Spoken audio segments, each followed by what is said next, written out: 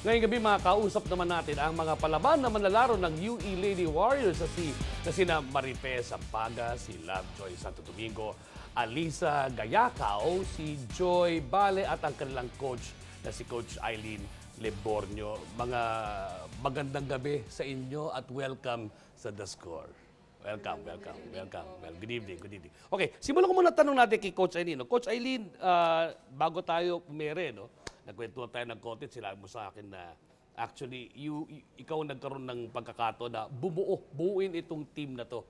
May naging mahirap ba para, ikaw galing ka sa, pumasok ka sa UE, tapos kailangan mo magbuo ng bagong team ng women's basketball. Naging mahirap pa para sa iyo? Mahirap, sir, kasi madaming teams yung nag-i-scout. Yung every school. Siyempre ako, bagong coach ako sa UE, kailangan ko makakuha ng core ko. Tapos lahat pa galing sa high school graduate. Ngayon, siyempre ngayon, ang gusto ko yung agawan ng mga players. Siyempre kami, ghihintay kami ng mga players talagang gustong mag-aral. Then, at the same time, na gustong maglaro. Kayang pagsabayin yun. Ang hirap Okay, in your first year, ito na yung core na nabuo mo, no? Yes, sir. In your first year of coaching for UE. Was there any easy thing for you as far as choosing the players were concerned? Kumbaga, may mga player ba na, kumbaga, isang pitik lang, o sige, kukunin ko na kagad dyan. May mga player ba gano'n na nakita kagad? Yes, meron. Katulad ni Lovejoy, kasi dumating siya sa akin 1 month before ng UAAP. Kailangan ko ng center. Bigla siyang dumating sa akin. Then, kailangan ko siya, sabi ko, sige, kunin na kita kasi yun yung kulang ko na spot. May mga dumadating lang talaga, sir, sa akin na team, na player na nagta-try out na may talent na suswak dun sa sistema namin. Okay, babalik kita mamaya, Coach Yes. Eileen. No? Okay, Joy, LJ pala, sorry. LJ, sabi nga ni Coach, ikaw kagad yung nakita niya. Ang paglaro ba ng basketball, kumbaga, yun ang unang-unang sport na gusto mo talagang gawin? O meron ka bang ibang sport na pinasukan mo na bago ka nabagsak sa basketball? Siguro po, naghanap ako ng ibang sports, pero parang hindi pick yung physical ko doon. Parang hindi talaga ako pinagpapawisan. Tapos nag-try ako ng basketball simula grade 2. Tapos nag-start na po. So, simula nung grade 2 ka kamo? Grade 2? Wow, grade 2 pa na, no? Basketball ka na. Ngayon, second year college ka na ba? Second year college na, no? Iiwanan mo na ba ang basketball o talaga itutuloy mo na to? Fashion na po. Wow, very good. Okay, ano ang sa tingin mo ang para sa iyo, no? Ang isa sa magandang bagay na napapansin mo sa koponan ninyo? Yung pagdating po ni Sam, na parang sa kanya po talaga nagsistart yung game namin. Kasi ganyan po siya. Tas parang pagtira niya, parang sa amin po, parang sa kanya po kami humuhugot ng lakas ng loob. Okay, nabanggit mo rin lang si Sam. Marife, ito ibigay mo sa kanya yung mikropono. Marife, alam mo, nung isang mga nakarang araw, na-interview ka ni TJ Manoto na siyang host itong programang to at may story siyang inilabas tungkol nga sa'yo.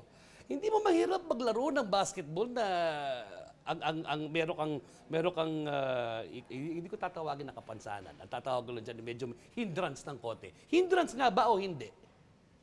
Para sa'yo? Hindi po. So, kumbaga para sa'yo, hindi hindrance yan. Hindi po. Paano mo nasimulang makahiligan ng basketball? Ano po, kasi sabi po ng kuya ko na kung tinuruan po ko ng kuya ko mag-basketball mga grade 6 po. Nung natuto na po ako mag-basketball, parang diretso ko na po yun. Pag naglalaro ka ng basketball, ano nararamdaman mo? Parang okay lang naman po sa akin na garto. Nag-i-inspire ka ba na, kumbaga, nagbabago ba ang mundo mo pag katabi mo ng mga kampi mo at may nakakalaban na kayo? Hindi naman po. So parang normal lang, laro lang. Apo. Hindi ka ba nagagalit pag natatalo kayo? Hindi naman po. Talaga hindi ka nagagalit? Ako yung magagalit ako pag natatalo. Naiyak. Okay. Okay. Joy, ikaw naman ang tatanungin ko. Itong team na ito, sabi nga ni Coach Eileen, ay binuon niya nung nagsimula siyang pumasok dito sa UE. Ikaw sa tingin mo, ano ang isa sa pinakamagandang traits ng team na to? What are the good traits of this team?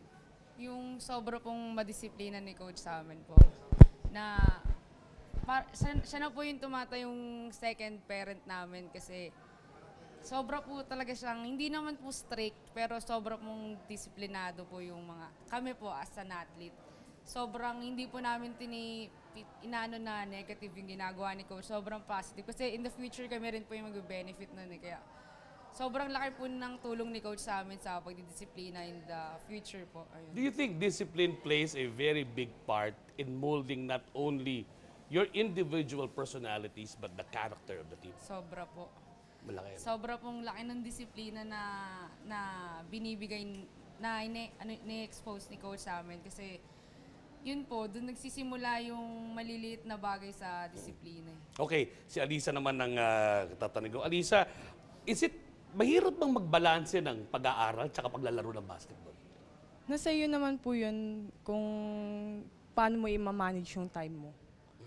Pero sa akin po, medyo mahirap po kasi sa umaga, training, tas sa hapon, aral. So, medyo mahirap din po i-balance yung pag-aaral tsaka sa paglalaro.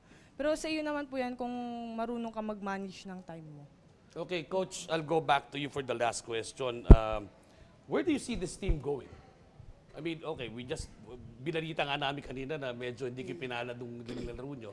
Pero where do you want this team to go? Same lang din ng pangarap ng ibang team. Kasi siyempre kami, nangangarap kami from rookie. Sabi ko nga sa mga players ko, huwag tayong mapagod. Kailangan lagi tayong may natututunan every game. Kailangan dun sa game natin ngayon, matalo manalo. Kailangan sa susunod, mas dagdagan pa natin. Ang dream lang naman ng team namin, siyempre manalo, then makilala, then ma-expose namin kung ano talaga yung Lady Warriors.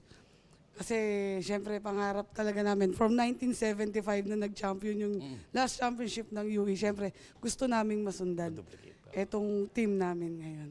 Well, Coach, ladies, maraming salamat sa inyo magpunta Thank you, at thank you. good luck sa inyo. Thank you, sir. Maraming salamat.